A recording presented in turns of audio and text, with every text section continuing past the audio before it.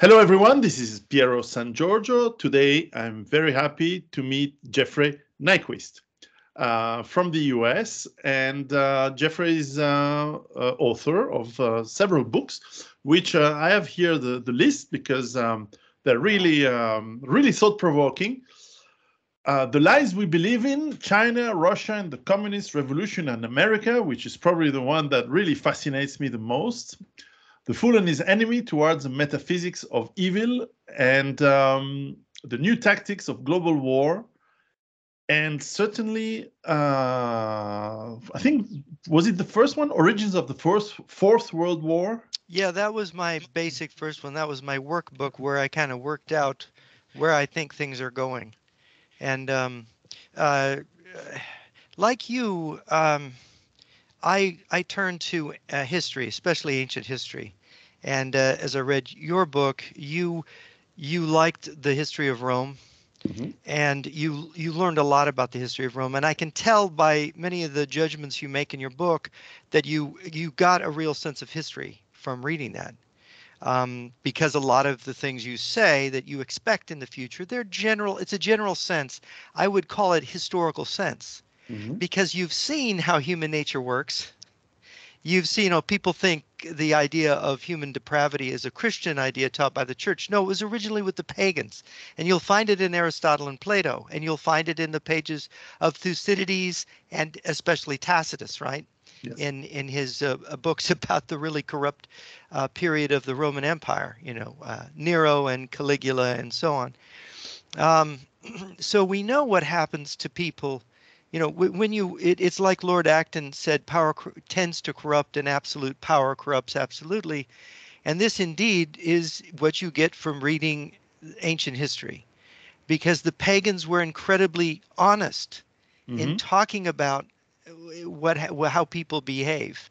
And there is something in modernity comes out of Christianity from the Middle Ages, and there's something, although we embrace those things, we so want to be good that we lie to ourselves about, well, I'm saved, and I'm good, and I'm with the angels. Um, and this is sort of common to us. And I think with wokeism and the left, they're totally naive about their goodness, right? Not really realizing that they are cast in a totalitarian mode. Mhm. Of course. And and so um, so I think this is sort of a point of departure, that to have, you have to know this larger history, and I think you especially will agree on this. And then the second thing that I completely identify with in your book is we are headed for a break, a discontinuity. The present dispensation is going to be over. Whether it's in the next 5 years, 10, 20, it's coming. Yes. It is definitely coming. There is no doubt about it. Let no one be deluded. All the signs that you see in the 4th century Rome, you see today. Not only do you see these signs, but we have the identical pattern of the 4th century. So let me explain. In the 4th century, you had Christianity emerging as a religion. You had the Emperor Theodosius. He decided that he was a Christian. He decided he was going to get rid of all the religions other than Orthodox Christianity. And of course, they went out. Remember the rioting a couple summers ago Mhm. in the U.S.? They pulled down the statues of Washington Grant and Teddy Roosevelt and so on. They pulled down the statues of the gods, at that time. Yeah, And the that Iconoclast movement. Right. And the emperor told the monks, come back from the desert, attack the temples, kill the priests. But here's what we don't get. You go back, you read Max Weber, and you read about the rise of Christianity. Christianity arose in the cities. It was a middle class religion that came, it was an urban religion, right? Yes. Pagan is an ignorant country dweller, right? So it's a phenomenon of the cities. You look at America now, and what do we have? We have the blue states and the red states, but actually blue are the cities and the urban areas, Yes. red is the countryside.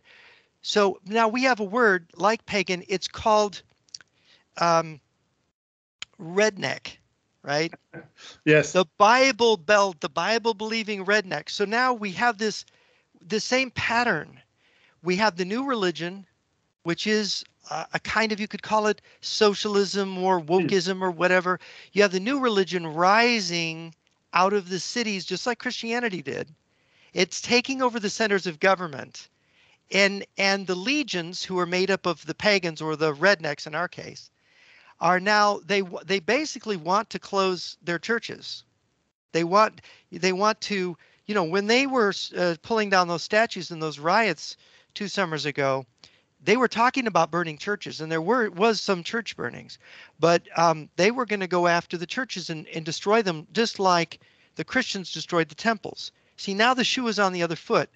When you have a movement that wants to have total control, and this shows, by the way, that wokeism is a religion. It is. Because it's actually following the pattern that Christianity took over and destroyed paganism in the Roman Empire. It wants to establish a dogma and an orthodoxy, which everyone has to pay lip service to, or they are going to be silenced, which is basically what the Orthodox Christians did in the 4th century. I mean, this is when, I think it was in 490 something, the Olympic Games, because they were celebrating the Olympian gods, stopped happening. Yes. Right. So if we look at this big picture, we can see in that distant mirror of the late Roman Empire, oh my gosh, we've arrived in this place. We are passing through this. And of course, history does not repeat exactly. There are patterns.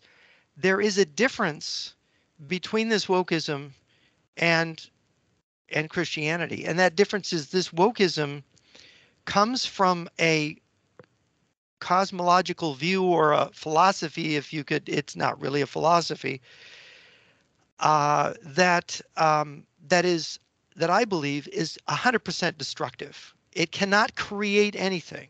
The Christian church, at least, it preserved something of antiquity. It carried forward in the Middle Ages, and civilization was able to build and begin again on the basis of Christianity. But this wokeism, it can't do that. Any orthodoxy it establishes will just simply level. If we go in the roots of this movement, we seem to obviously find it into Marxism. And we're almost, it's 200 years since the birth of Marx.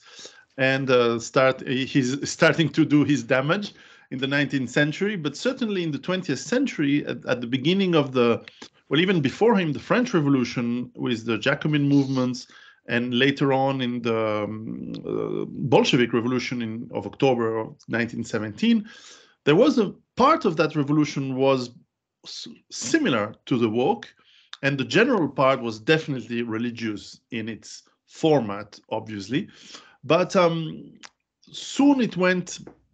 Some other elements of the revolutionary movement destroyed the more let's say woke, or even before the French, the Jacobin movement was killed, in fact, literally killed, and to become a different approach, more structured, perhaps less internationalist, and more Bonapartist. If you had Bonaparte after the French Revolution, you had Stalin in Soviet. That is, I was just thinking of that comparison as you were speaking, because this is something that didn't happen in the ancient world.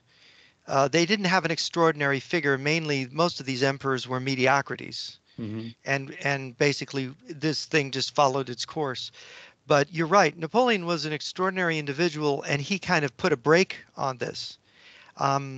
One additional comment is that you had 2 revolutions before the French Revolution. Yes. You had the Glorious Revolution of 1688 in Great Britain, and you had the American Revolution in 1776. Those 2 revolutions were very different, though. They were conservative. Yes. They were conservative revolutions, out of which came stable structures that were really built on ancient principles. I mean, you had one of the things that helped to bring this on. You had, of course, you had the Renaissance, but you had the Enlightenment as a reaction to the wars of religion, of the 17th century, or the 16th century and the 17th century. So you had so what you had then was an effort to go back and search the past. So people were looking at the Roman history just as you and I have. Mm-hmm. And you had, like in the English Civil War, you had this idea of a republic in England. In America, they formed a republic. And of course, the British realized they were monarchical people and they needed to stay with monarchy. But they established a system of checks and balances as if they were reading Polybius, right? On his comments on the Roman Constitution. You have then these conservative revolutions. In the French Revolution, it ended up in military dictatorship because even though there's a lot of this Roman, in the French Revolution, they're influenced by this too. Yeah. But somehow they moved in this very radical, destructive direction away from any kind of conserving what was really good and known from the past.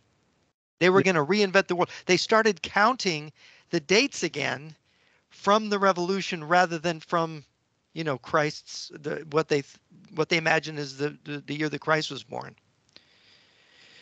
So, and if we move back 100 years from today, in the 1920s is the moment that started to see the Bolshevik movement in the intellectual class, also in the West. It wasn't just, we of course had the 1919 revolutions in Hungary, the attempted revolution in Germany, and in many other places, and in Italy in the early 1920s, and it failed.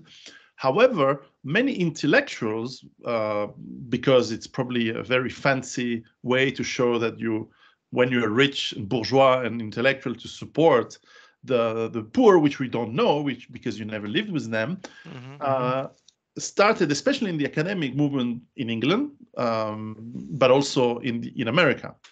And that slow, long march throughout the institutions, is that the correct word?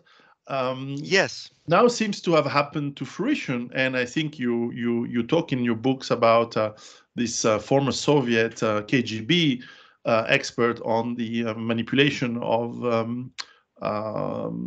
he was specialist in Bangladesh and helped doing the 1973. Yes, Yuri Bezmenov. Yes.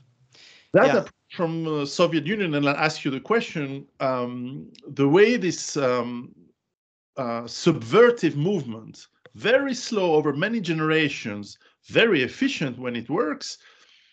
Was it like a poison pill that the collapsing Soviet Union put into us many, many years ago and survived its own collapse?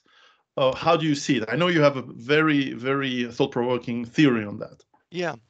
Well, of course, Marxism and what became Marxism-Leninism under Stalin, Marxism-Leninism is the concentrated form of what you would call an Antichrist movement.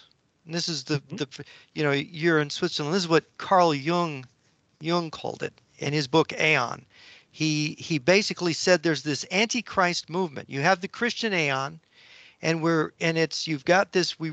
Civilization, Western civilization was kind of reestablished after the Dark Ages, around the 10th century, you could say. I think Henry Adams placed it around there somewhere. And this was his area of expertise. He said it really is one structure that was created.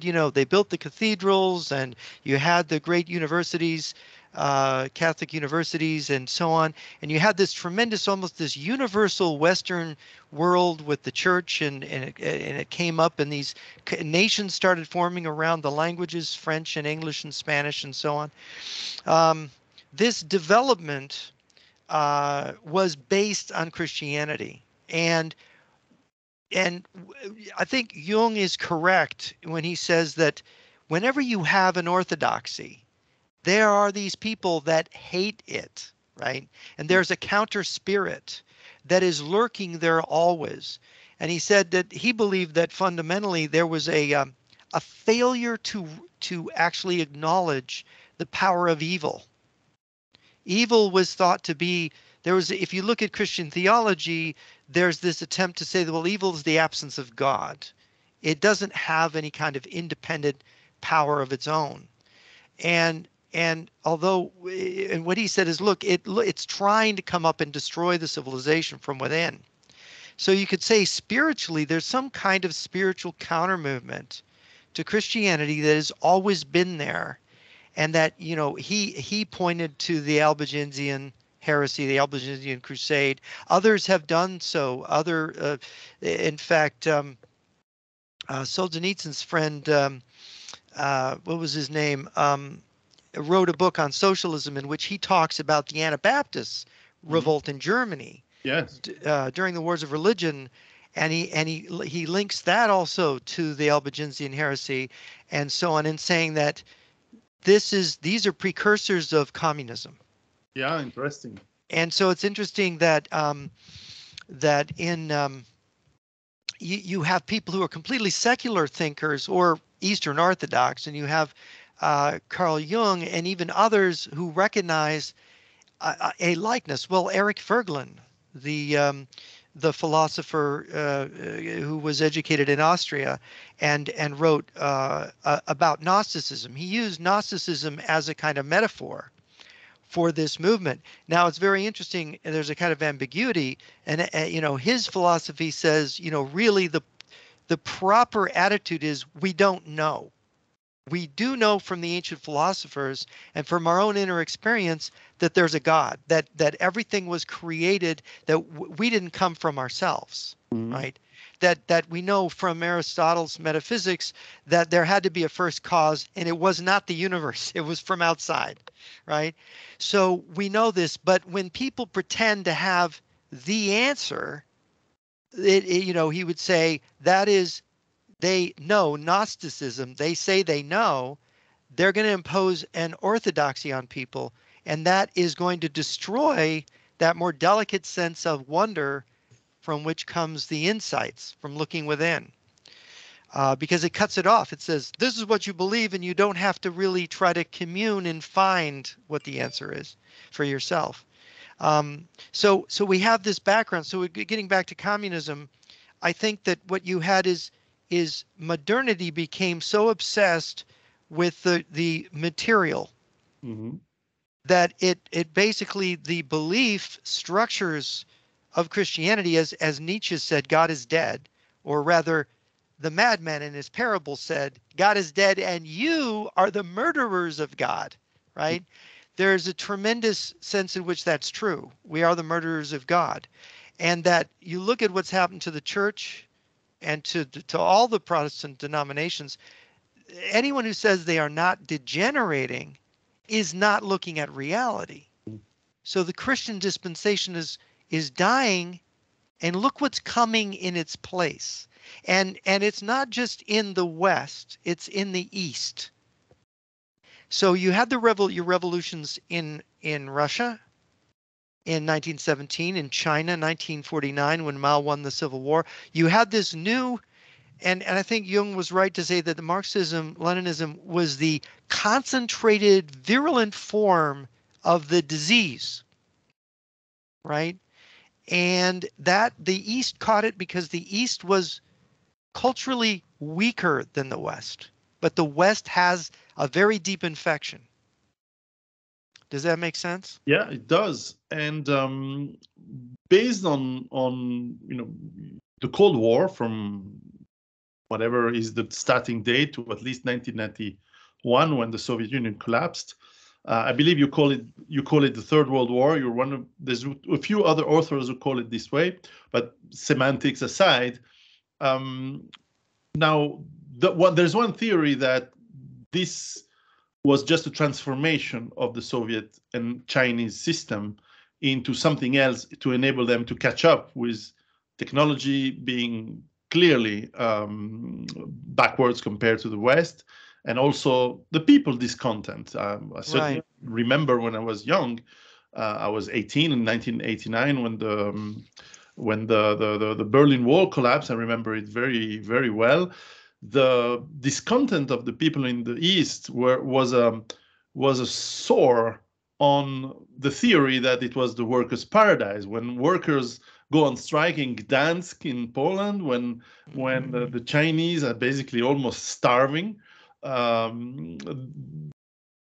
you need a reform. Otherwise, you have a counter-revolution within the country. Right. How do you explain that phenomenon that started in China and the Soviet Union? The devil is always in the details. So from what we've said before, using that as a general perspective, we know that a change is coming. We know that there's these weaknesses. We know there's this degeneration going on. And we know there's this violent revolutionary movement led by psychopaths, and what we would say is they're not normal people. Mm-hmm. As my friend, the GRU defector, Stanislav Lunev would tell me, the leaders of the Russian Federation are not normal people. They're not psychologically normal. Mm-hmm. They are basically psychopaths, and he would tell you, because he had access to Lenin's. There's like several thousand documents that Lenin wrote that they're keeping secret, and Stan saw those documents. He had access to them. I know a former KGB guy who had access to them, and what they will tell you is that it shows Lenin is a complete murderous psychopath. Yeah, it's like kill the women and children, murder everyone in the village, create a provocation, destroy, and so on. And of course, he told me, I lost my faith in Marxism-Leninism when I had access to that library. Yeah, in fact, many scholars actually think that Stalin was actually the lesser of the evils from those people there at the time, which says a lot. Well, Stalin actually saved the whole Soviet project, yes. Because, and I think the new biography by Kotkin of Stalin, it's really worth reading, especially volume 1, is fabulous. Kotkin is a kind of genius for understanding this period. And what Kotkin said is every one of Stalin's, just like you mentioned Napoleon was a special case. Stalin is a special case because none of the people around Stalin could have made the Soviet Union last. Yeah. He possessed this special genius. And so what does this genius consist in? What Kotkin described as his ability to make the system work, I have from studying Stalin, I think I know exactly why it worked. Stalin had been educated as a seminarian. Yes. True. And so he took elements from Christian Orthodoxy, he Sovietized it. So you had, instead of the Orthodox family, the Soviet family. He made abortion at first difficult to obtain, and then it was actually outlawed, I think, around 1934, if I remember. And so what he did was, he knew he had a system, and it had to actually function, and there had to be a kind of normal life. So he had to draw from his knowledge of orthodoxy, which none of the other Bolshevik leaders would have done. Of course. So, which is really, I mean, it's kind of and he did what Napoleon did. He reopened the churches. Of course, it took World War II to get him to do that. But it doesn't mean he wasn't a Marxist-Lenin. He invented Marxism-Leninism. So he did something Napoleon didn't. He actually had a higher philosophical point of view. He was a Marxist-Leninist. He modified the ideology by going back to Lenin and quoting Lenin, who said, "There is no Marxist dogma. Marxism is the scientific management of human affairs." So Stalin took the opportunity to be creative, to go back, to take part of this and bring it. And Putin is really an imitator of Stalin. He is the little Stalin, right? But he's not as bright as Stalin. What is interesting is when I travel to Russia, I do travel and work a lot in Russia in the last maybe 15 years. And I did travel a few times, not as much, but a few times in China. When I compare at least the economic system, of course not the political system, but the economic system of China or Russia, it's much more free. And that's an incredible paradox. than the one I see in my neighboring France, for sure, or sometimes even in the United States. Certainly in the European Union, we see a socialization that is coming back at high speed, and which is extremely paradoxical. We could go into that. Yeah, there's reasons for that, definitely. How do we explain that phenomenon that the West is becoming communist slowly, and the East looks perhaps only looks extremely free and at least economically free? Because basically, as you know, socialism as an economic system doesn't work. Of course not. So, and then this is not even new. As the Civil War in the Soviet Union was winding down in 1921-22, Lenin did this thing. It was called the NEP, the New Economic Policy. It was a retreat. He said, literally, we don't know how to make a communist economy work. We have to retreat into capitalism. And it was state capitalism. And that was basically, by the way, state capitalism was always the economic system of the Soviet Union. Mhm. You know, the Stalinist command economy was a myth. And except in 1941, when they decided they were going to shoot anyone who actually broke the rules. See, everybody was breaking the rules because if you kept the rules in the Soviet Union, you were dead. And so what they did is in 1941, they all said, okay, we're at war. It is an emergency. We're going to do the command economy thing. And their economy collapsed in 1941. And it wasn't the Germans that collapsed the economy. They did it to themselves. And Kotkin's third volume, I heard him lecturing on this. I can't wait till the volume comes out. He has something to say about this. And I think this is the hidden history. And this is the reason they cannot follow socialist economics. In China it worked a bit differently. What happened in China was the Cultural Revolution.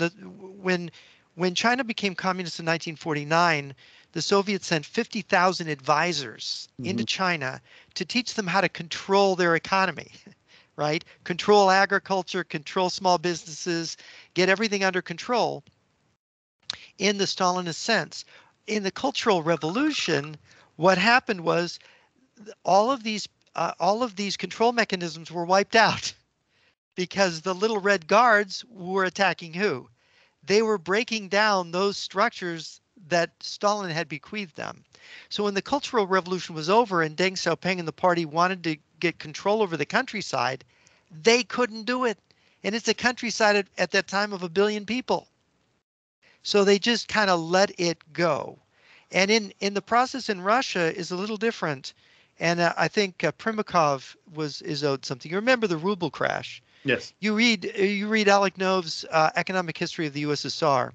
About every decade, they have the new ruble, right? The ruble just inflates to nothing. And then the new ruble. Well, they went through this process after the fall of the Soviet Union. You had the 1998 disaster in Russia. And basically Primakov, who became prime minister, who became prime minister as a result of that catastrophe, he really husbanded the small business people to make you need a stable currency. You need some form of stability to get people to, and actually created it's a poor middle class. And this is what caused, by the way, the revolution in Ukraine. You had a non-materialistic middle class with the psychology of people who do for themselves, and they rose up in Ukraine and they created this new thing in Ukraine, combating the old Soviet structures, right? Now, but anyway, getting back, and this is where the Marxists and Stalin are absolutely spot on. They always must prevent the middle class. This is why Stalin collectivized agriculture. The successful farmers were becoming a political power. So you had to smash them. This is what Putin wanted to smash. He had this in the last years of his life. Primakov was trying to tell Putin, "Don't smash this middle class. We need it." And Putin says, "Well, they're rioting. They're opposing me." See, Putin understood that you allow this middle class to exist, you will be overthrown by it. right? So they have there's this tension in the East between people who do for themselves, who can overthrow the system, and the system's control. So that in China, you have party committees inside all the businesses telling them, medium to large businesses saying, you have to do this, you have to do that, which is completely, it's destroying their economy. Right now, you can see their economy is just, right? And in Russia, it's very ironic. Russia has managed this ultimately in the long run a little bit better, but Putin still, his instinct is to return to the Soviet Union, to smash that strata, and he sees, I think they recognize that's what went wrong in Ukraine. It's a threat to their existence. They are still essentially Bolshevik at heart. And it is the Bolshevik structures, and they realize what they are. They realize that they are the descendants of this Lenin system, and that they have to perpetuate it and spread it or die. They can't do other. And they look at the West and they go, wait a minute, the West is completely penetrated by those ideas. It's penetrated. Wokeism is just the form of Marxism for dragging down the capitalist system and destroying it all the faster. And then you get into what you asked me before about the KGB and its structures. Mm-hmm. And my thing was, when I was in graduate school, I read the defector literature and was shocked to find that no one else had bothered to do it. And then I started meeting defectors and talking to them about, well, what do you mean about this? And you actually had defectors coming to us and saying, in the late 50s, they developed this plan together with the Chinese to first fake a split between Russia and China, and then to fake the collapse of communism, to do a super NEP that would then get you to put away, there would be peace, and you would have a peace dividend, and put away all of your defensive weapons, your nuclear weapons, but they would be holding on to something that would allow them to come back, one clenched fist, and smash the West. And Anatoly Golitsyn was the one who was most famously wrote a book in 1984 called New Lies for Old. And Mark Riebling of the Hudson Institute went through the book and he found 140 falsifiable predictions, 93 point something % of which had come true by the year 1994. And those predictions are still coming true. Yeah, I'm reading it right now. Yeah, and you get to the final phase chapter at the end, and your breath is taken away, and you go, okay, he got a few things wrong, right? But you cannot find a political scientist who gets over 90% of his predictions right. If he's getting 50% right, he's doing real good. Now, a question on that is that when you travel in I cannot say for China, but certainly in Russia, when you talk to the common people in the cities, let me focus, because right. I wouldn't, and it's a big country, I don't know it that well for the countryside. Countryside people seem to me that they will acquiesce to whoever is in power and just say, yes, we agree with you, whoever is in power. Just as we've seen in Ukraine, when Ukraine is over some area, people say, oh yeah, we support the government. And when it's conquered or back into whatever your point of view is, into Russian occupation, or they will say, oh yeah, we support the government, the new one, of course. So the countryside seems to, they know it, they've been through it many times, they know what to say to not be shot.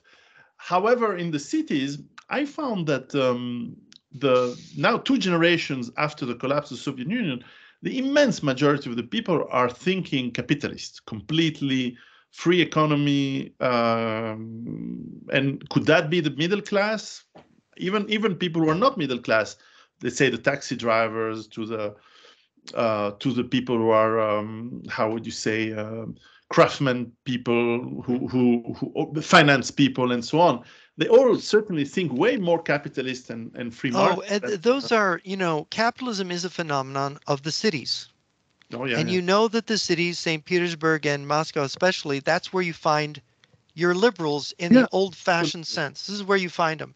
And this is where the protests are This is where the greatest resistance, the greatest criticism of Putin you will find, in Russia. Exactly. You go in the countryside, and generally that's where the support for Putin, the love for Putin is.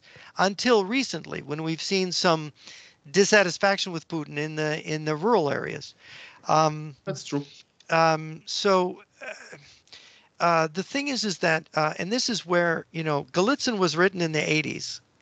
And you have to. I've talked to people former KGB officers who are very, very, you could say, alienated from their own organization, because you never stop being KGB. You're in the reserve when you're out. And so this is what one KGB officer told me. He said, and we talked about this, and he got into trouble for talking to me, but he said, look, we had this plan. The collapse was controlled, but it misfired. It went out of control. So Golitsyn talked about, he knew there was a plan, and Golitsyn said they're going to have this transition to controlled democracy, which you're reading in that book. What these current living defectors who live through the process within the institutions, they said, like, for example, he said, when we saw the statue of Felix Dzerzhinsky carefully taken down and not destroyed, he said, we knew it was under control. He said, we were relieved, right? But he said, but then they knew it went, he was an expert in Germany, and he said, they expected to unify Germany under their agents, and that they would then break up NATO, and it would all, but it didn't work. See, when Gorbachev, when basically Secretary Baker went to Gorbachev and said, we won't move 1 inch closer to the Soviet Union, NATO will stay where it is, Gorbachev ignored him. He didn't care, because Gorbachev thought he would either control NATO or he was about to break it up by unifying Germany. He had it totally, so he didn't want to scare off the West. He wanted to lure them in to the agreements he was making, because he had the clandestine, there were like over 100,000 communist agents in Germany that they discovered. And there was a mishap. There was a failed assassination of the German interior minister at the time, and they got a hold of 2 of his deputies, fled to Moscow. This is in the 1990. People forget that this spy war was still going on, and they lost. And this KGB guy said, all of a sudden the Soviet armies in East Germany were encamped on the territory of a NATO country, and the technical people just would step off the base and defect to get a better living. Yeah, and the army, the Soviet army lost its ability. The general of that army, the Soviet general, messaged to Moscow and said, we should attack now, because I will lose the capacity to use this army in a matter of weeks. And then Moscow was so panicked by that, they removed his tank drivers from his army. Yeah, I remember I was in Berlin by pure chance in, was it 92? Precisely when Yeltsin went there to order the removal of the German group of armies from Germany, and certainly it was a time of a lot of hope for Eastern Europe, for all these countries. Today the mood is different. We look at countries like France, like Britain, like in some cases even the US, Canada for sure, becoming on high speed path to communism. How do you explain the ease of that? It seems that there is almost no resistance, or very little resistance. Resistance to that move towards communism. Yeah, well, this was anticipated. I think the brilliance, what this former KGB guy told me is, he said he saw the disaster in Germany unfold for them. And he went to see the head of the first chief directorate, Leonid, what was his name? Shabarshin, I think was his name. And he said, everything's a disaster. We've fallen apart. This is not working out. And the head of the first chief directorate told him, he said, yeah, we've had some defeats, but the general strategy is working. and we are going to turn it around. And then he asked him about the banks in Austria they controlled and moving party and KGB money into the West so they could acquire interest in companies in Europe. And see, this was the game. And I think you'll appreciate this. You see, it isn't only, going back to the bigger perspective, it isn't only that Leninism is an ideology, and ideologies are distortions of reality. Liberalism is also an ideology and is a distortion of reality. And so we live in this sea of ideologies, and we're disconnected from reality. So when the West said, "Oh, we have the peace dividend, we won the Cold War," they were deluding themselves. They were living in it because, according to liberal ideology, the Soviet Union was always going to collapse. They were expecting it from 1917 on. Oh, communism doesn't work, it's going to collapse. But communism is really very, it's a religion, so it's nothing about economics. See, they can follow capitalism too, because it's really what it is. It's a religion that's against the liberal system. And so it's an right? It's an anti-liberal religion. And liberalism, which the ideas of freedom and liberty and stuff kind of emerged both from the ancient world, from ideas of the ancient Romans and Greeks, but also it contained the certain Christian ideas, the dignity of the individual and so on. So you see, what has happened here is that you have these two ideologies, and the liberalism of the two of them is the most naive and most naively believing in itself. The other one is Machiavellian, it's distrustful, and it's adaptive, right? It's very adaptive. And so like someone like Vladimir Bukovsky, who passed away a couple of years, he told me when I interviewed him, I said that the conservatives in the West never understood communism. He said they never understood it. And I said, well, is there a way to explain it to them simply? He said, no, it's not like getting a hamburger at a fast food place. You can't turn it into a paragraph and tell everybody what it is. It is very, very complicated, communism, because the fact that it is a psychological syndrome, it is a religion, it is a political movement. You say, oh, China's not communist. Well, the Communist Party's ruling it, they're communist structures. Oh, but they're not really following Marx. But wait a minute. Marx said that Marxism is a science, and that means it's experimental and it can change and it can adapt. There's no Marxist dogma, as Lenin said. Besides, if you ask communists, they will say that it has never been tried. That's absolutely right. And this is the thing, and that's actually true, because you see, according to Marx, in order to try communism, you have to smash the market in the entire world. Once you have leveled the markets everywhere and we're all in the Stone Age, then you can try it again. Yeah, of course. And in the Stone Age, I think, by the way, when you look at, I'm just opening a parenthesis, but I've studied quite a lot primitive societies around the world, in Africa, in South America.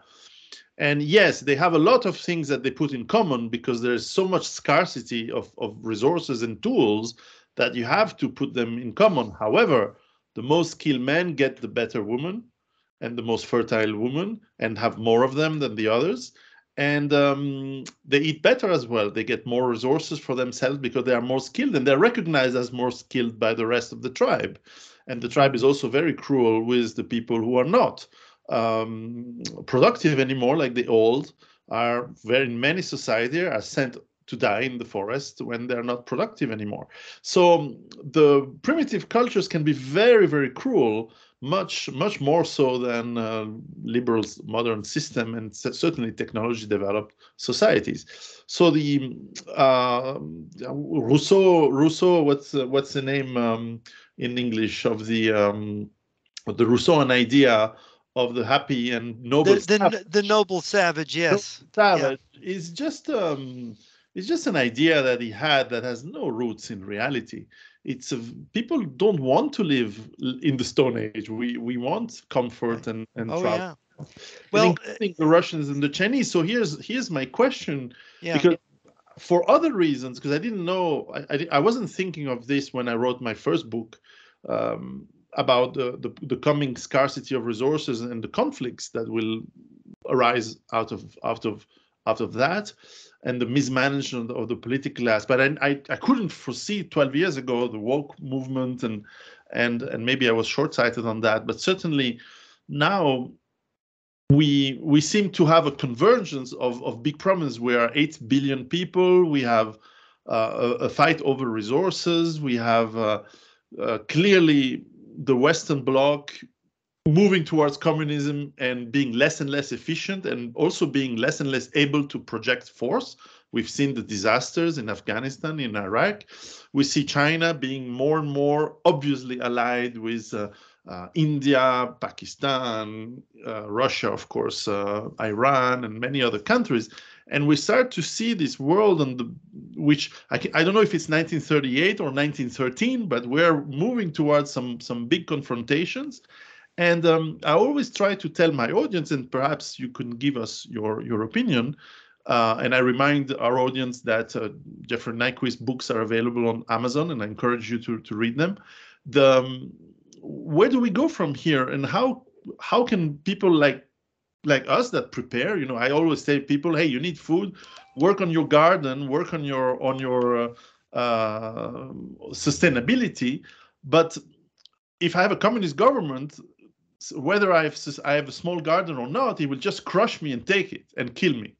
So suddenly I have an enemy that is much worse than a roving band of pillagers. I have the state who is against me, and we've seen what it does in Ukraine or in China during those times. There are a million people starving and dying. So I wonder, what's your point of view, where we are going in the next few years, and what can people do about it? Yeah, I mean, my thesis in my first book, Origins of the Fourth World War, is that there's going to be a world war. That the world war is war, first of all, and I think as someone with a sense of history, you'll get this, the idea that there's the end of history, Francis Fukuyama. I went and got a hardbound edition of Francis Fukuyama's book, a beautiful with a black jacket and everything, and I read the book. And I was so disgusted, I dropped it in a trash can. Here I bought a $28 version of the book, and I dropped it in a trash can and didn't look back. Now I kind of regret it because I want to quote those things that were so awful in the book. But it so offended me because, look, war, there is no end of history. There is no end of history. War is inevitable. You are not going to see... The biggest problem we have is that people are, reality horrifies them. So they create all these, I guess you could say it's fantasies or lies that they tell themselves to feel better. And this is really embedded in liberalism. And among the simpler, the Marxist vulgarians, the ones that don't actually bother to read Marx, because then you would see how ruthless it really is. They think of this future utopian beautiful thing. The fact is that history, as the ugly history that's told by Thucydides and Tacitus and so on, and that we saw in World War I and World War II, that is us. That's the norm. That's the norm, right? And so yeah. I think Plato said that the only people who've seen the end of the war are the dead. Yeah. And that's what it means. And the only nuclear disarmament you're going to see is when every single last nuclear rocket has been fired. This is one of my comments in Origins of the Fourth World War. You have to get over your stupid optimism. All right.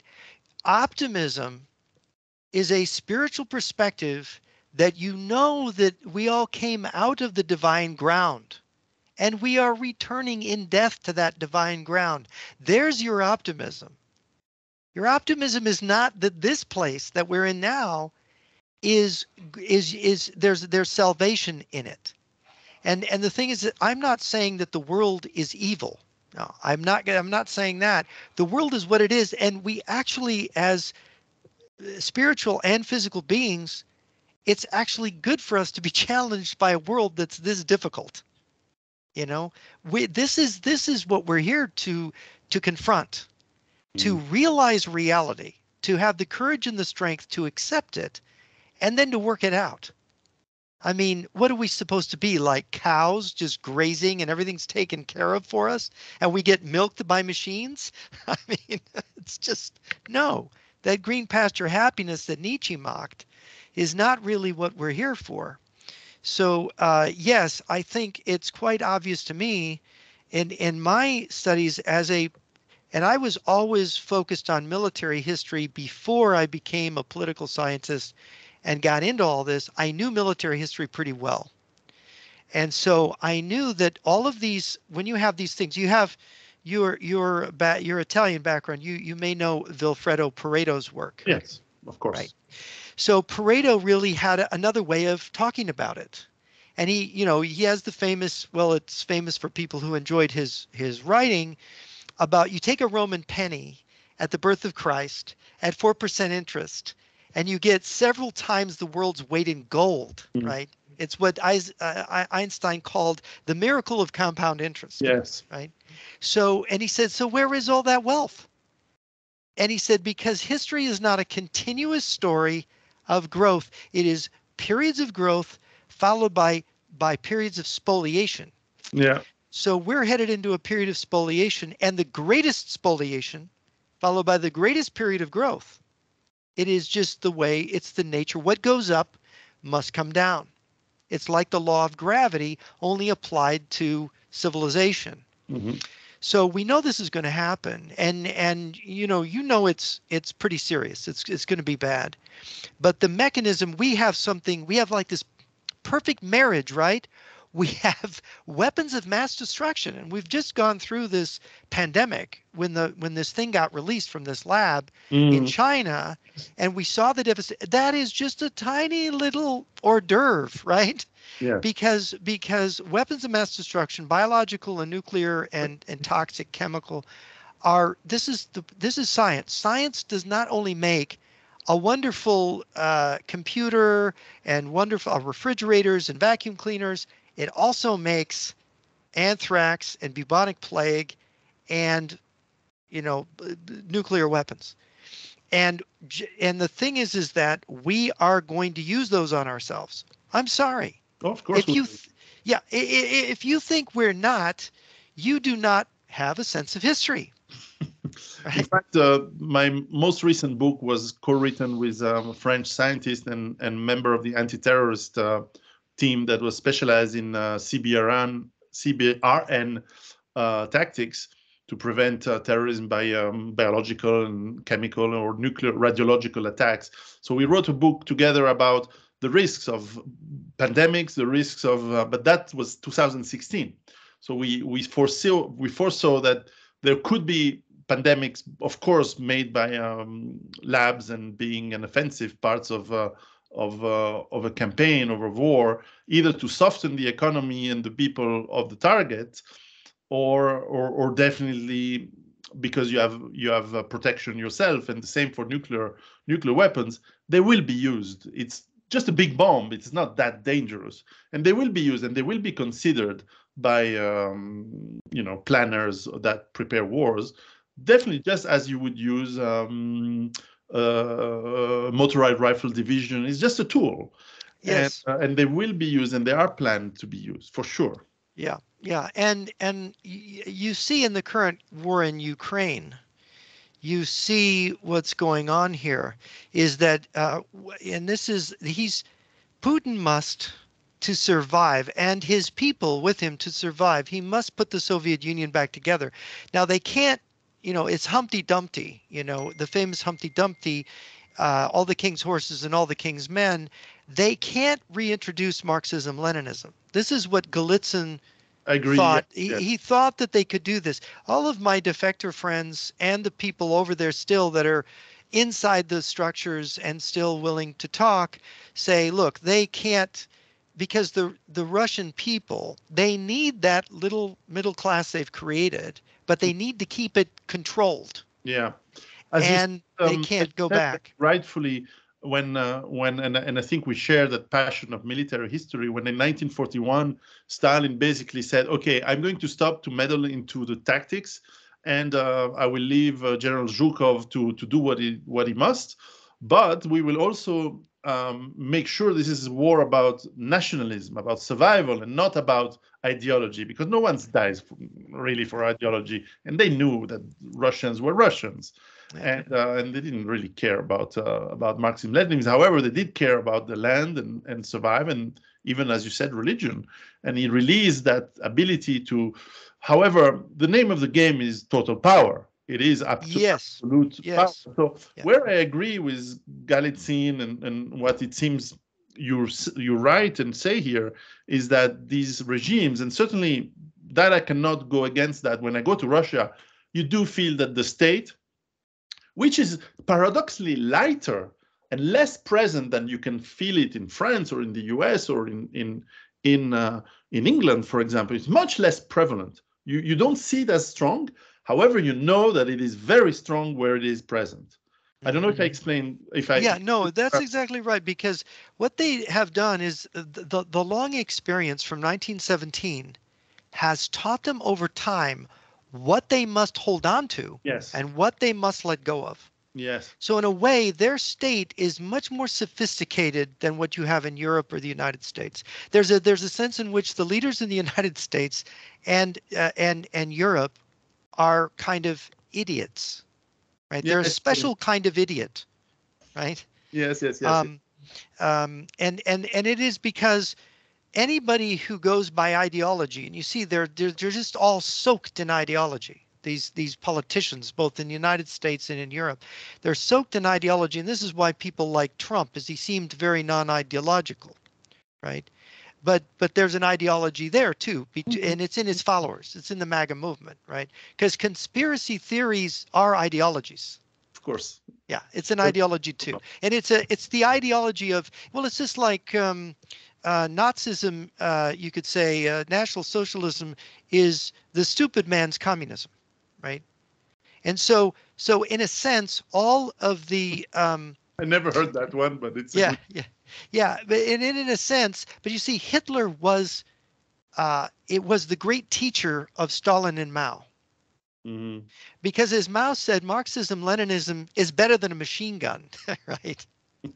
It's more powerful than the atomic bomb. Like, nobody would say, the New Testament is better than a machine gun or more powerful than the atomic bomb, right? Nobody would say that Christianity. Well, yeah, Jesus and Mao, not exactly the same life path. No, sure. No, but my point is that Marxism-Leninism is a weapon. It is. It is not. It is an idea that is a weapon. So they look at ideas as politicians. The Marxist-Leninist politicians look at ideas as weapons. So it isn't, when people say Marxism-Leninism is an ideology, no, it's not. It's a weapon. And they know it's a weapon, and they know it's an experimental weapon that they keep improving. And if they have to not teach people Marxism-Leninism, it's just for them. It's like there was a Romanian pilot defector that I used to meet all the time in the sauna in my gym. And he said, oh, those Marxist-Leninists in Romania, they were all so stupid. While everyone was knitting and doing their math homework, they were all excited and paying attention. And what I wanted to tell this man was, no, they could read through the Aesopian language of the ideology, of the so-called communist ideology, and they could see it was all about power, and they wanted more power, and they realized it was the key to understanding how things really worked. It is absolutely that, and for sure in Romania was very much so. There's not a lot of difference from what my grandparents would tell me about fascist Italy, or what I hear now, uniforms being different, of course, and organization being more or less efficient. But from what I hear from people who a generation later were living under socialism in Romania or Poland, it was everyone was a bit pretending, but for sure, you're right. The people in power were interested about more and more power. And sometimes to have more power, you have to let it go a little bit. And that is very, very true. However, what is fascinating is that when resources get scarce, you tend to tighten the grip around that. This is why the oil or gas industry in Russia is not privatized. It's semi-privatized, but the government really has a hold on it very, very strongly. And I am curious to see it now that the the game in the future, as we've seen now with these pipelines being blown up and gas pipeline being blown up and so on, there is a big game around energy, of course, the energy that we need. Um, how do you see the next few years between the West that is almost collapsing? My theory is that we are collapsing extremely fast, and the process has started already, and that there is no way out of the collapse. But I hope I'm wrong. However, I see the East and Asia consolidating through much more control over people. Especially China has an incredible sophisticated now system of facial recognition, social credit. And while we are collapsing in the West, it seems that we are trying to import that technique to us, to ban cryptocurrencies, to create their own controlled digital currencies for sure, and to, with the woke movement being an excuse to limit what you can or cannot say. And maybe to rephrase the question of before, what can we do as citizens, as individuals, to adapt or to stop that process? Well, I'm not sure, given the momentum behind this history and process, I'm not sure we can stop it. But like a surfer riding a wave, we need to get on top of it and make sure that it doesn't pull us under and drown us, right? So can I start to put on my house the I bought in China when I was visiting last time? Do we have to put red flags all over the place? No, I don't think so. No, because I don't think it's going to look like they're going to win. And I could be wrong. They might win. Because if anything can actually win, it's them. They could win. But I think rather for the same reason that there's this, our leaders are quite clueless. And they are making mistakes. But the one thing they are doing is, contrary to expectation, they're actually resisting. Mm-hmm. Even in an unwitting ways, they're resisting Russia and China here and there. They're resisting this, even though themselves they're contaminated with this Marxist ideology themselves without even realizing it. They're contaminated with it. And how's the corruption element? Sorry if I interrupt, but I forgot. Yeah. This was a question I had, but I should have asked it just before. There is an element of corruption into the Western system that, you can buy politicians pretty on the cheap. Yep. The Chinese Communist Party and its tentacles don't hesitate to do that, and they're not the only ones. No, and in fact, look, the origins of the Fourth World War begins with the study of corruption, and saying this is massively corrupt. And I was writing that in the 80s, basically. Massively corrupt. This is the key thing. Look, there was an institute here in the U.S. that followed for like 30 years cheating in schools in the United States. And in 1985, I remember I read their first report, 80%, they did surveys of high school seniors and college students. 80% admitted to cheating on a major exam in the previous year in 1985. Wow. Right? And it was getting worse year by year up until 9/11, when suddenly it reversed after 9/11 for a couple of years, and then it went back to it. Right? So there's something about life and death that makes people honest. Right. But there's such dishonesty. And I had this, a friend who was high up in the security establishment. He was an expert in nuclear weapons and war. And he went to in 1999, he went to his class reunion where he got his master's degree, or his PhD, I think. And he came back and he called to me out of the blue, and he had to tell me this.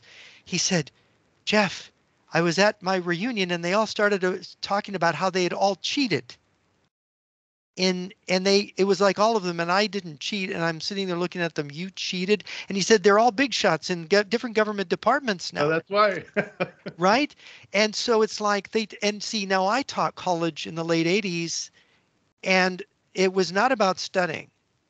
There were like 3 or 4 students in every class that cared about the subject. But you'd have 34, 35 in a discussion section, and they didn't care. They just tell me what's going to be on the test. And it got in American universities, it just got to be about telling the students what's on the test so they could study what you said rather than the subject. And so Americans are complete ignorami, I don't know, ignoramuses. Yes, They're completely ignorant. I mean, I started testing my students just for my own. I would pass out a blank world map and say, mark the continents and oceans. And a third of them, these are high school freshmen and sophomores at the University of California, a third of them couldn't do it. They couldn't name the oceans and the continents. wow. So, and then I'd give them names of historical figures. They couldn't place any of them. They knew no history. And you and I know how important that is. And and they have, yeah. And That these are our managers and leaders are coming from a milieu in a great civilization that was based on historical sense of history, based on reading the ancients. I mean, that's everything we have is based on that. And they don't have it. This is why we are led by vulgarians who are so incredibly ignorant and stupid. We cannot even imagine the mistakes they are capable of making. Oh yeah, We can't even imagine it. In fact, part of my career in software was to get American software companies into Europe, Middle East, and Africa and Eastern Europe. And so I was confronted by people who thought that there was a German dollar, or or Yes. that that Russians were speaking German or something like that, which was so bizarre. And forget about knowing that Napoleon came after Louis XIV. This would have been way too more sophisticated. But certainly this is a problem that a lot of people across the world are shocked by the West, because they live in an inferiority complex, including China, around the world. Perhaps with the exception of Japan, most of the world lives in an inferiority complex towards Europe and America, because we have been so powerful, so fast, and so thoroughly powerful across the world. There was no square inch of the world that we didn't control as for at least 2 or 3 centuries. And now they see the young, especially the younger generation, being, as you said, so ignorant and worse than ignorant, also lacking the physical courage and the mental fortitude to do anything. I mean, people need a psychological help when someone tells them no. It's not about being in a gulag or a death camp and surviving. It's that when someone says no to you, people collapse, and people across the world, they see this. Yes. And we see this with the people from in the same school as my children and so on. And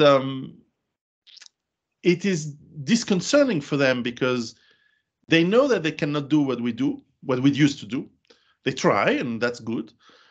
But they are scared that our collapse is going to terminate their own growth of comfort and economical, growth as well. Because the Chinese are starting to say, who are we going to sell our stuff if Europeans and Americans collapse? And okay, to the Russians, but they're not that many. And the Russians basically also say, who are we going to sell our energy and our and whatever we produce? There's a lot of industry in Russia now, but if Europe keeps being shut down, and it looks like it's going to be for a long while now, who are we going to sell our stuff? Okay, to China, but they don't need that much. So it's there's a reconfiguration of the world, and I'm not sure that the East and Asia is going to be super happy about our collapse as well. I mean, that's my instinctive thoughts like this. But Well, they would like to transition where our collapse is manageable by them, and they can basically divide the world between Russia and China, essentially, and other partners of theirs. This is what, Colonel Lunev, who worked for the Russian General Staff, he was the deputy head of the GRU in the United States at the time of his defection. This is what he told me at the last meeting of the General Staff he attended in Moscow in early '92, after the fall of the Soviet Union. They said, look, the nuclear war plan against America is still on. We are not going to invade the lower 48 states, however, as we had planned in the Soviet period, which is, you would say, Oh my God, they had that as a plan. Yeah, they did. Of course, but that was insane. Because nuclear world war, it means those rifle divisions you talked about follow in and have to take the ground afterwards. Mm. And he said, Within but Red Dawn, it doesn't work. yeah, well, and yeah, so you have to go in, and it's a long, complicated story in military terms, but the Chinese had the manpower, and the Russians have the missile power. And he said, we're going to take Alaska and parts of Canada. China is going to get the lower 48 states. And you find this affirmed in the speech 20 years ago that was given by Chinese Defense Minister Chiao Chen, in which he said, we have made a deal, we have made a trade for land in the north with the Russians so that we can own the lower 48 states. So he basically affirmed what Lunev had told me in the late 90s. And he said that we are going to use biological weapons on the U.S. If that fails, we're going to use nuclear weapons. And we are going to exterminate the North Americans. And we're going to make a second China in North America. Meanwhile, the Russians want, and they say it openly, they want Eurasia from Vladivostok to Lisbon, right? Or as Yeltsin said, from Vladivostok to Vancouver. Vancouver. Oh, right? okay. He made that statement, and it's because that he was hinting we're going to own Canada too. But you notice it's a racial division because they are students of Hitler. This is where Hitler comes in. Hitler taught them that race and nation is more immediate to people than some abstract, science of Marxism, Leninism, right? So that they said, wait a minute, we can only transition to communism by then first creating these larger entities, Eurasia, where all the white people live, right? And then the Chinese will have their Asian sphere and however else they do for the other countries, and they will be exterminating certain people. Like some of my sources in Russia and China have told me about a Chinese plan to exterminate the people in sub-Saharan Africa and make that replace those people with Chinese. I've heard that word in Africa many times. Yeah. And the Chinese aren't building power plants and roads and hospitals just for the people there. They don't have, their charity is not a Chinese concept, right? Now, is it a good time to say that I would much prefer, just in case someone in the future checks this video, that I would actually much rather be ruled by Putin than by Trudeau or Macron. So I just say it just in case. Well, here you're using an intelligence test to decide who you'd rather have rule you. Would you rather have a fool, an idiot rule you? Or would you have a rather clever autocrat who's evil? And of course, some people rightly would think the most dangerous person in your life is not an evil enemy, but a stupid friend. As Jordan Peterson recently, I think he wrote that in his book, is that if you're scared of what powerful and evil people can do, wait to see what stupid idiots can. That's correct. But that is correct. Jokes aside, if we shifted perhaps as a last question or a few last questions, if I shift gears on the military aspect, because it is important, as you said, the peace is just a lull between two wars, and China has historically not been very good fighting wars. And usually it gets struck by civil wars pretty often. Yeah, Russia is very good at fighting wars, but it's a slow learner. Usually, it starts very bad and then learns to be efficient. And I'm sure you've read the books by Glantz on the Second World War, which are amazing books on explaining how they usually start getting it very wrong, with some exceptions. Prague 1968 is a brilliant operation. Kabul 1979 is a brilliant operation, but Finland, a disaster. Even and Khalkhin Gol really worked out for them. Sorry? Khalkhin Gol worked out for them. Yeah. Maybe because So the Japanese were really not understanding the kind of foe they were fighting at this point. But point taken very well. mhm. And certainly when you look at as you said, the plans for war in Germany in the Cold War were extremely ruthless. They were not, Yes.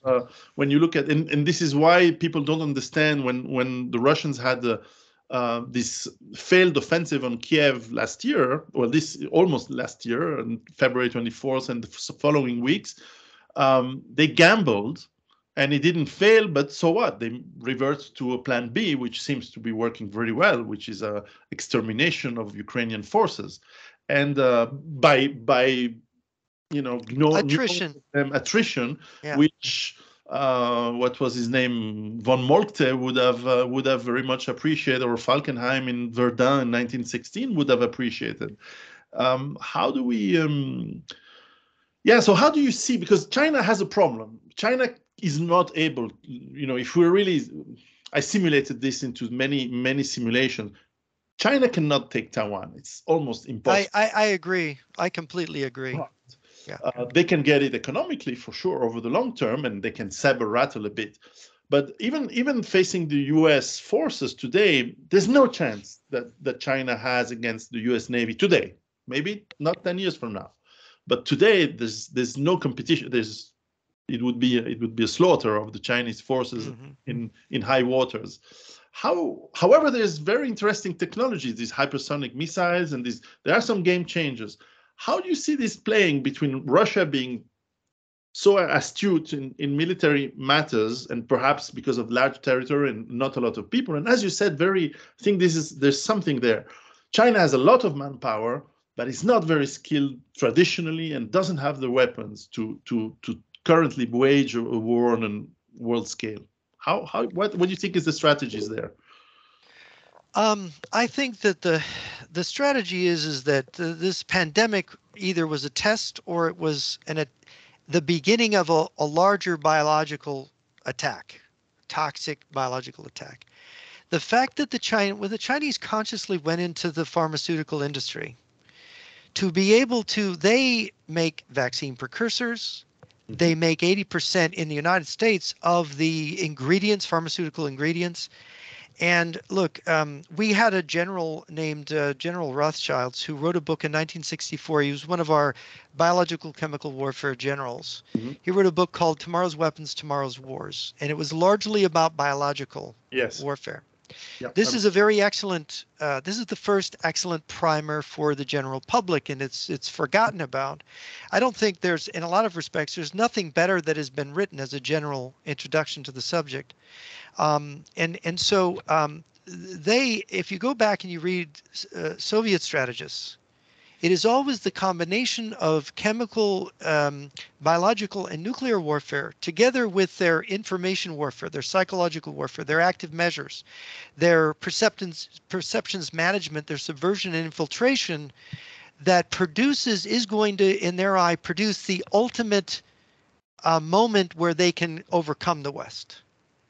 And they've had many, many setbacks. The one thing you can say about the Russians possess this national characteristic of persistence. They are tough people. They understand persistence. They may not be the most organized people. They may not have, get everything right on the first attempt.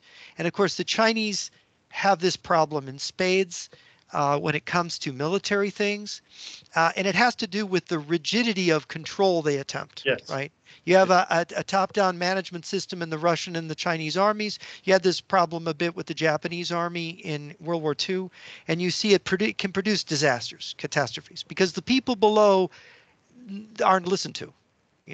The Russians have tried to kind of learn from the Germans, because the Germans had this: if a captain starts a battle and a general shows up, the general doesn't say, "I'm taking over." He says, "You know this, you finish this battle," right? Like a brigade engagement or something, where some lower level officer ends up running the battle. So they understood local initiative. And that's almost like a capitalist process, right? They applied it to war, and the German army had this tremendous capabilities in World War II, despite not having as good equipment as people imagined they had. You know, so and so it is about people. But what I would say is, in all this mix, the great equalizer weapon for them is the nuclear and the biological weapon. Yeah. And they are, as you say, ruthless. And I think that this train has already left the station. We're just now learning through Judicial Watch in the US that the Pfizer vaccine was originally concocted in China. Oh, okay. That explains a lot of things, perhaps. Yes. That the first 9 tests were in China, one of them led by a People's Liberation Army general. And the first factory to make the vaccine was in Shanghai. And then they replicated it in Boston and whatever other cities we've made. And of course, they didn't use it on their own population. No.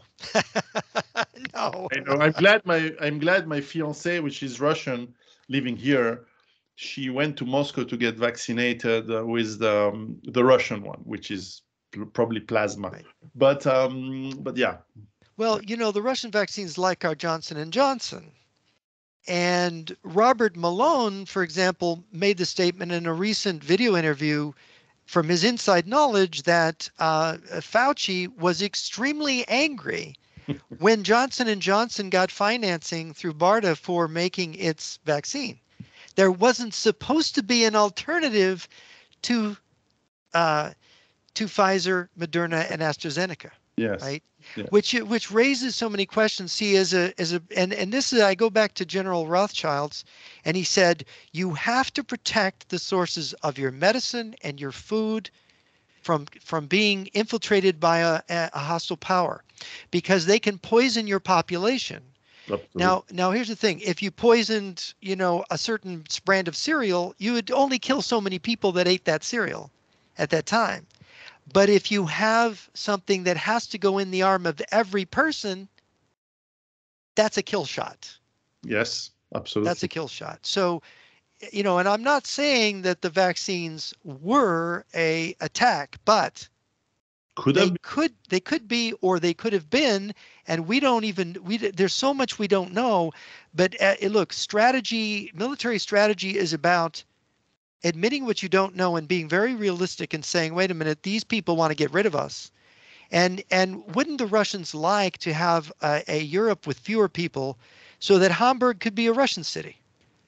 It's warmer.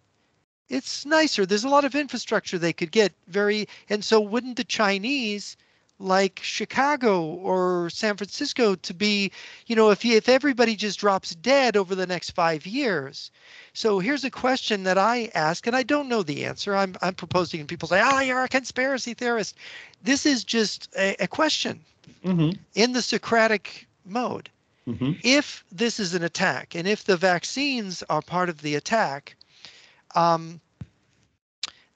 if that's the case, is the reason that Russia and China are picking fights and mobilizing more and more people and having more of a military readiness because they know, like the wife who just poisoned her husband during dinner and is watching him like a hawk to see if he figures out he's been poisoned and grabs the steak knife and jabs her through the heart, they are grabbing their weapon, waiting to see if we catch on that they've poisoned us, right? Could be. You know, so that you have to ask, you know, as a strategist, you have to ask these questions. Is this an attack? Are they flanking us? Have they basically flanked us through our pharmaceutical industry? It's possible. It's possible. Well, with that thought, I thank you very much. I remember to our audience, mostly are in France, but also in Canada. I hope you are all English speaking, to read Jeffrey Nyquist's books. You can find them on Amazon. I will put the link in the description of the video. Please give a look at them. Is there other ways people can learn about you and read what you produce? My website is jrnyquist.blog. Okay. And I think I've got hundreds on there. I was a columnist for WorldNet Daily. They can find my old columns there, and on Financial Sense. There's probably 1,500 articles online, so they can track how I've followed through over the years, been working on this. So very well. I will put the link as well in the description. And for all of us, all of the people who are watching, this video will be online at the very beginning of January. I wish you all prosperous and, most important, healthy 2023 and beyond. Jeffrey, thank you very much for your time. Thanks for having me.